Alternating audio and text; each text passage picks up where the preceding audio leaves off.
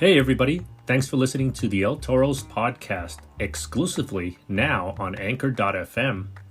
If you haven't heard about Anchor, it's the easiest way to make a podcast. Here, let me explain. It's free.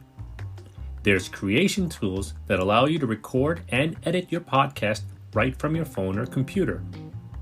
Anchor will distribute your podcast for you so it can be heard on things like Spotify, Apple Podcasts, and many more. You can also make money from your podcast, which is always a plus, with no minimum listenership. And it's everything you need to make a podcast right at your fingertips and in one place. I can't believe it took me this long to switch over to Anchor.fm, but I couldn't be happier now. So, get yourself started and download the free Anchor app now, or go to Anchor.fm to get started.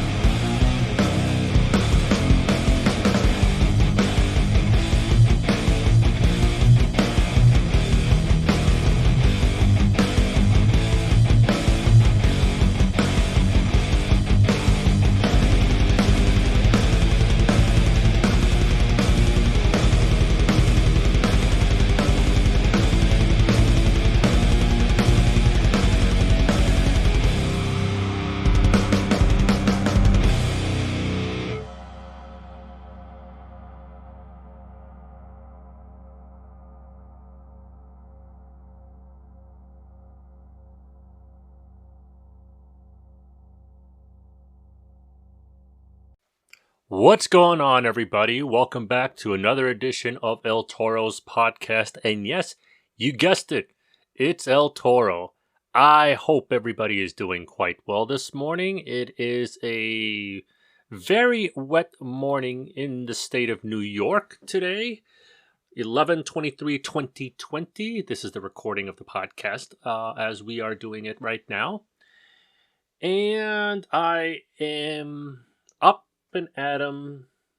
I don't get to start to work for another hour and a half though, so I figured why not go ahead and squeak out a podcast here for the listeners and for those wrestling fans out there who watched the Survivor Series yesterday like I did. 30 years in professional wrestling, The Undertaker is the standard. He has always been the standard of professional wrestling today. 30 years, he was the man. Still is the man, in my personal opinion. Whether or not he's with the WWE anymore or not. He was the gold standard. He is what you strive to be. Of hard-working. He worked his gimmick for 30 years. He evolved with his gimmick for 30 years, he has become the icon of icons for the past 30 years in the World Wrestling Federation and World Wrestling Entertainment. And he has been super loyal to the brand. He has been a mentor, basically a father figure to anybody who was backstage in the WWE. And to see the 30 years legacy of the WWE and him as The Undertaker in the WWE being laid, as he said, rest in peace, The Undertaker. It's hard. It's hard because like many professional wrestling fans out there, or many, I should say, WWE fans, loyal WWE fans out there, I saw the very first Survivor Series when The Undertaker made his appearance. I was at home on a weekend. I purchased a pay-per-view. I was watching it in my living room. I had a bag of chips. I had a drink. I believe it was either an orange juice or a soda. I can't really remember. And I was plopped in front of the couch right there watching this 6'10", 303-pound scary motherfucker come out. Terrifying guy that even the kids in the audience, if you actually look at the very first pay-per-view, how scared they really were of The Undertaker when he came out. The exact same expression I had when I was watching it too. And to grow up continuing seeing the WWE allow The Undertaker to continue to grow, it's phenomenal. And seeing The Undertaker evolve all those years, it was truly a sight to see. And I was lucky enough to actually see him live in Madison Square Garden several times. I even got to see him in the Nassau Coliseum a couple of times. I believe I saw him also in the Prudential Center in Newark, New Jersey. So I was very, very honored to have been able to see him compete live. Never got to meet him in person. I would have loved to have met him in person. I don't know how that's going to work out now, simply because of the fact that, from my understanding, the meet and greets with him is about $1,000 a pop. And that's just to meet. That's not even like a combo pack, I think, for pictures. So I'm going to have to think very, very carefully how I'm actually going to try to meet The Undertaker, Mark Calloway. I will say this, though. For those of you who are true fans of The Undertaker, I strongly suggest that if you do have the WWE Network, I want you to check out his 5-part series of The Last Ride, Undertaker The Last Ride. He really opens up a lot about the business and about his character. And if you know anything about The Undertaker and Mark Calloway, this is a big thing because he has lived the gimmick for 30 years.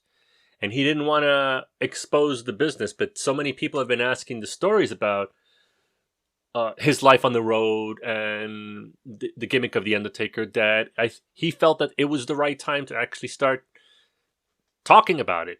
And the very first interview he did with Stone Cold Steve Austin in the Broken Skull sessions, it got so much traction and he had so many extra stories he wanted to talk about that they released a second one of the Broken Skull. It's like one more session of The Undertaker. I haven't heard it. I started watching it. I'm going to continue watching it, but I am very, very excited because I get to hear more stories about Mark Calloway and his character of The Undertaker. So most of you know that I haven't been following the WWE product as often as I would like, meaning that I'm not watching Raw as much as it airs. I'm not watching SmackDown as much as it airs. The only thing that I have been watching is pretty much NXT as often as I can. But I have been keeping up with storylines and the whole 9 yards. And I will have to say this. Lately, the WWE has been keeping me interested. A lot of the storylines that are out there right now are making a little bit more sense. And they are, for pretty much lack of a better word, enjoyable.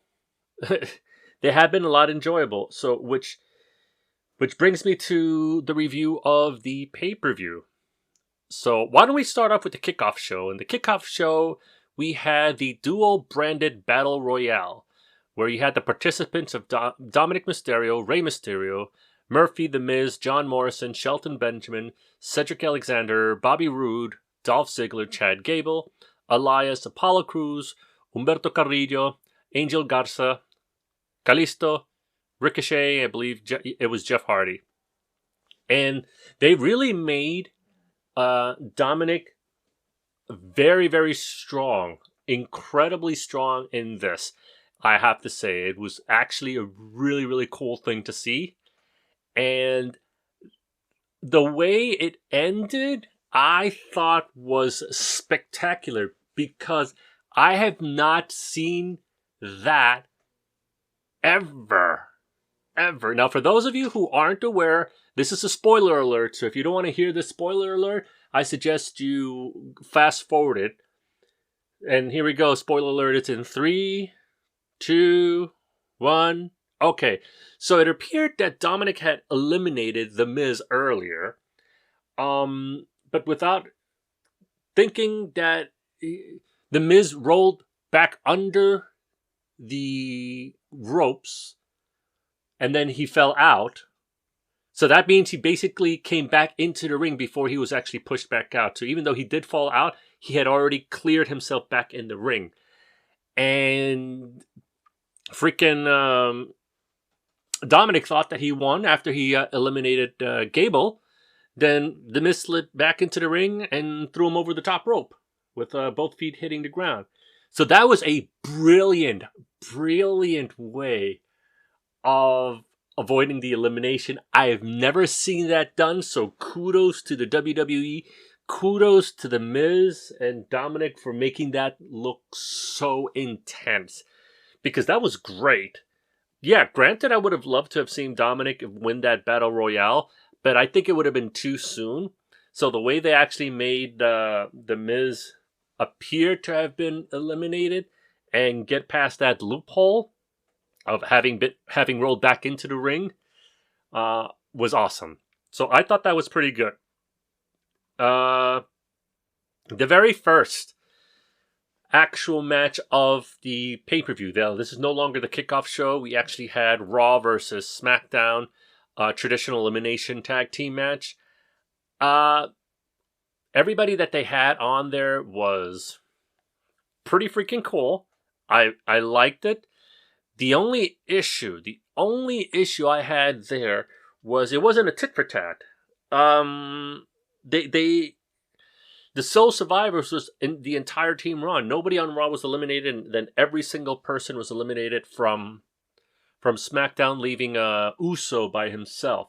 I see why they did it, in order to work up what they were going to do with Uso, Roman, later in the evening. But it was... I just didn't like the whole squash thing. The matchups were great. They were terrific. Don't get me wrong. It was interesting to see how Rollins did the whole this is for the cause type thing and got himself eliminated first, being the martyr. So I'm not sure where they're going to go with this, but it truly was intriguing. So that's my thoughts on that.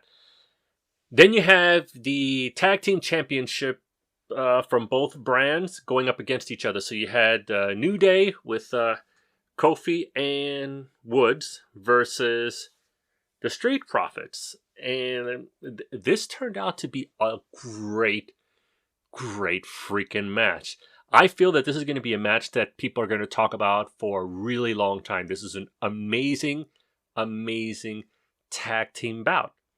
And in the end, the Street Profits took the win, which was amazing because I think this actually solidifies the Street Profits further than they already have proven themselves to be. So it was great that the Street Profits won. I see a lot of great things continuing to happen for them. It was really fucking cool that the New Day came out also with Big E in full, oh my god, in the full freaking gear. Gears 5 costumes, man. That was absolutely freaking awesome. I'm a Gears of War guy, and I played them. I actually have almost all the games, 6 the latest one. So now, having watched this, I'm gonna have to like save up or put that on my Christmas wish list to get Gears 5 and the New Day DLC because it looks awesome. So that was that. The next thing that came up was the U.S. champion Bobby Lashley going up against the Intercontinental champion of Sami Zayn. You know what? I've been wanting to see this matchup for a while, Lashley and Sami. You have the powerhouse versus the technical prowess and the athletic ability of basically both of them going up against each other. In the end, of course, Lashley kind of outsmarted Sami, and he got the pin. Well, not really the pin. He made him submit, but he got the win out of it. It was a really good match. I'm still having a hard time digesting the look of the belts. The Intercontinental belt is kind of growing on me, but that U.S. Championship belt, I can't help but to see the original WCW style of the belt and combining the NWA TV title belt, a tag team title belt, and then they put the colors on it and just like really 3D'd hell out of it. So I'm still having a really hard time adjusting to it. I might adjust to it eventually, but it's not one of my most favorite belts. I'm old school. I like the original United States Championship belt. I even like the one that was before this one, but not as much as the original. So then, after that, you actually had the women's champions going up against each other. Raw Women's Champion Asuka versus the SmackDown Women's Champion Sasha Banks. They kept on pushing the whole thing how Sasha has never beaten Asuka, and Asuka had always had the one-up on Sasha Banks. Every time that an announcer stresses that out more than once before the match actually starts, you know that it's not going to be the result that you expect. You know, it's going to be reversed. It's going to be where, okay, this person never beat them before, they're going to wind up beating them this time. Almost 7 out of 8 times, it tends to be that case. I will say this, though, that match was phenomenal. It looked like they really put in the effort of showcasing how dominant both women are to their respective brands, which is important.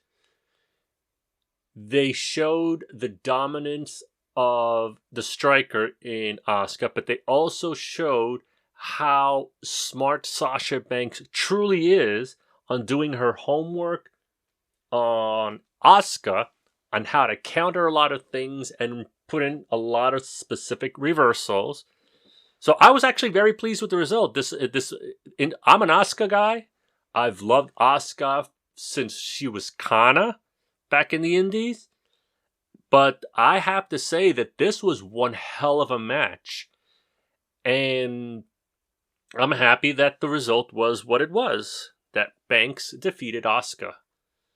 So now after this one, the women's traditional tag team elimination match.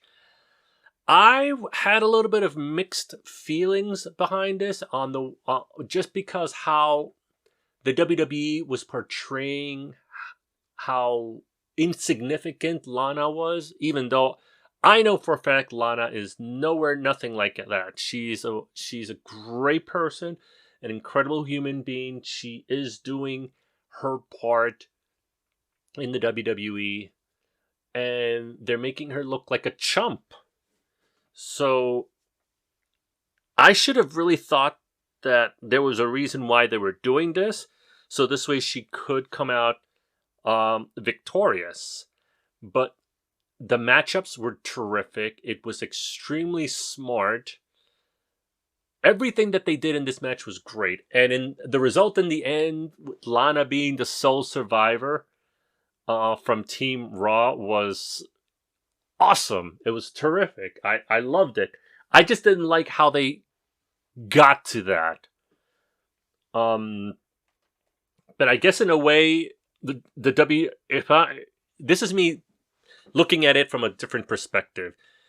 I believe the WWE wanted to set an example out there that people are going to tell you that you're useless, that you're worthless, and never believe it because you will always come out winning in the end.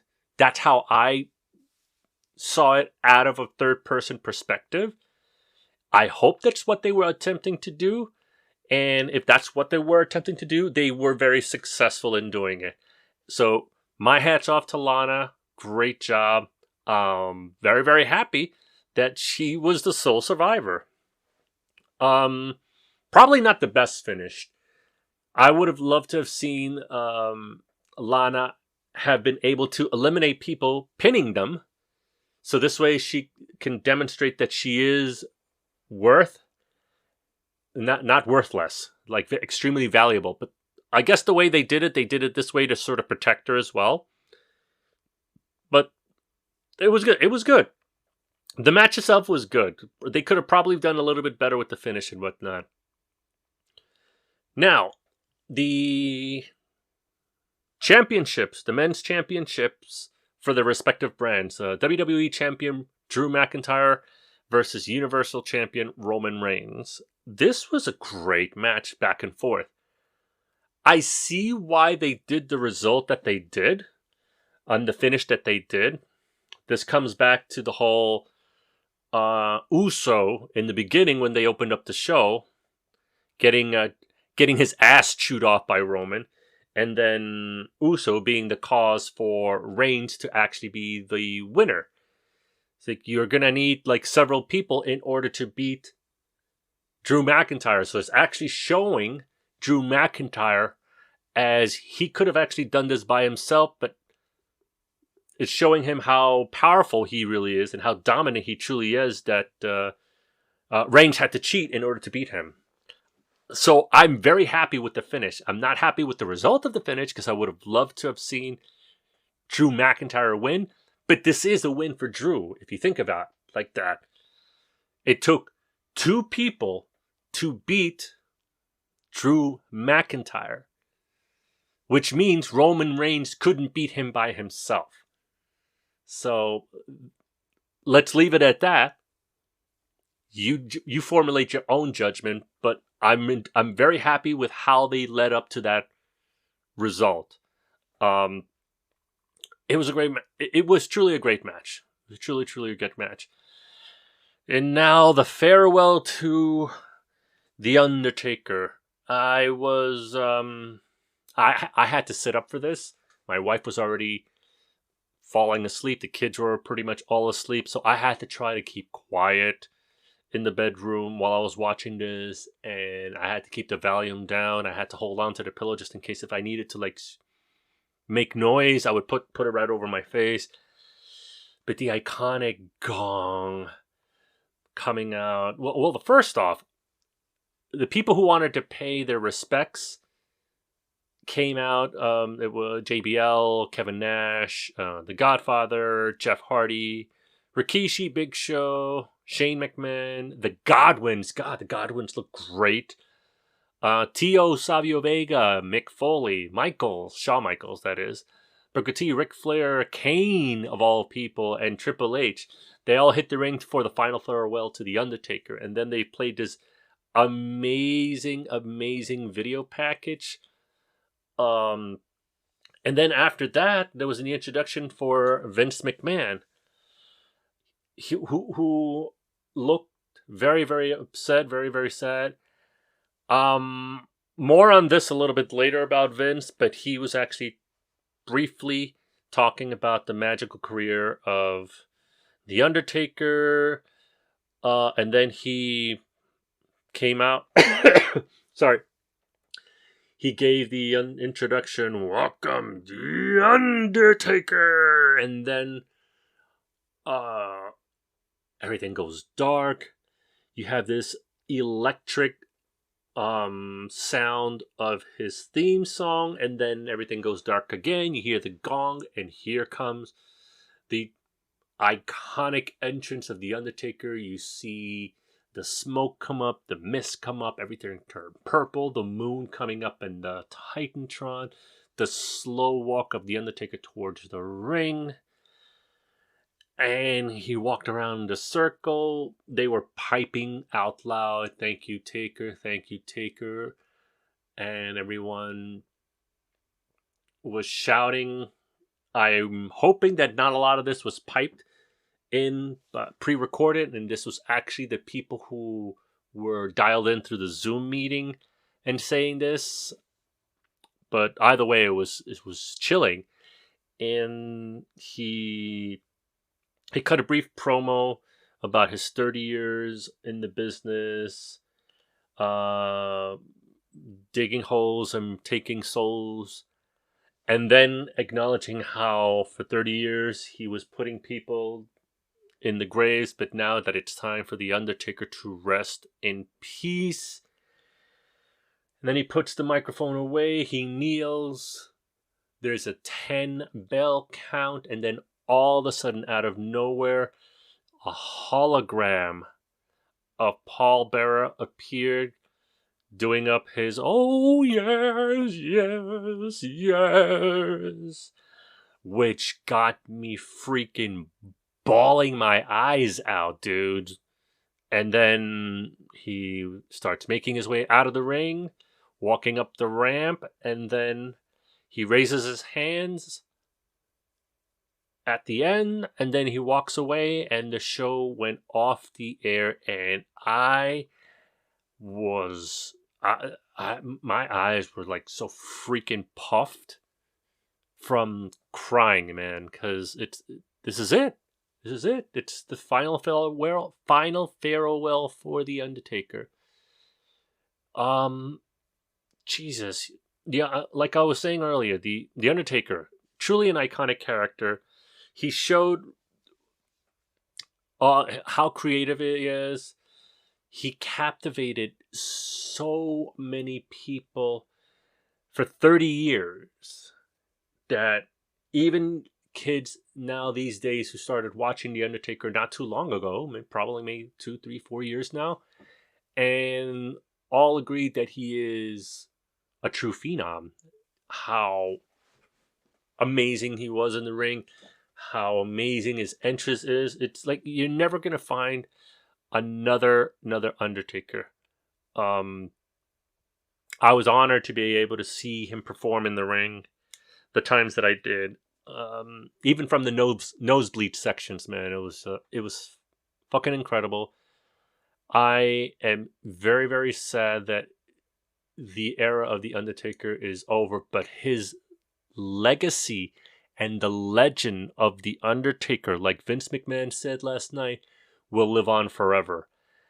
And I hope and pray to everything that is holy and mighty that he is going to be the first person that's going to be mentioned for next year's induction into the Hall of Fame. That is going to be the first name. That he is going to be the center of attention for the Undertaker. For the Undertaker, that he's the center of attention at next year's Hall of Fame induction. We'll see what happens.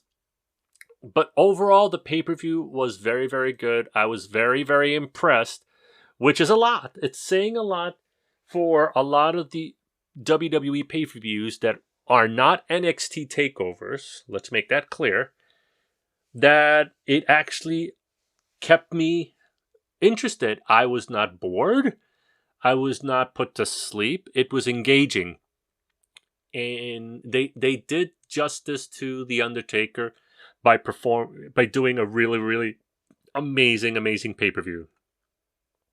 So that's all I got here. That is my personal opinion on what I thought the pay-per-view was. I was very emotional with the final farewell for the Undertaker. I do encourage everybody to go check out the Broken Skull session interviews, parts 1 and part 2 of The Undertaker.